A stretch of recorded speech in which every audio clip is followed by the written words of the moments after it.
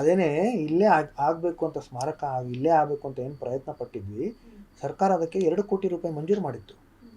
2 ಎಕರೆ ಜಾಗಕ್ಕೆ 2 ಕೋಟಿ ರೂಪಾಯಿ ಮಂಜೂರು ಮಾಡಿತ್ತು. 2009 ಅಂತಂದರೆ 2010 ಅಂತ ಅನ್ಕೊಳ್ಳಿ. ಅವಾಗಲೇ ಮಂಜೂರು ಮಾಡಿತ್ತದು. ಅದೇ ಸರ್ಕಾರಕ್ಕೇ ಕೊಂಡ್ಕೊಳಕ್ಕಾಗಲಿಲ್ಲ. ಅದು ಯಾಕೆ ಕೊಂಡ್ಕೊಳಕ್ಕಾಗಲಿಲ್ಲ? ಏನು ಡಿಮಾಂಡ್ ಇತ್ತು ಸರ್? ಇಲ್ಲ, ಹೇಳ್ತೀನಿ. ಯಾಕಂತಂದ್ರೆ ಅದು ನ್ಯಾಯಾಲಯದಲ್ಲಿತ್ತು. ಅಲ್ಲಿ ತೀರ್ಪು ಆಗೋವರೆಗೂ ಈ ಥರ ಕೊಡೋದಕ್ಕಾಗೋದೇ ಇಲ್ಲ ಅಂತ ಹೇಳಿದ್ರು.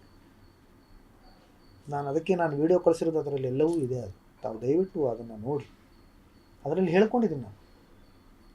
ನಾವು ಅಡ್ವೊಕೇಟ್ ಜನರಲ್ ಸಾಹೇಬ್ರನ್ನ ಭೇಟಿ ಮಾಡಿದ್ದೀನಿ, ಕೇಳ್ಕೊಂಡಿದ್ದೀನಿ.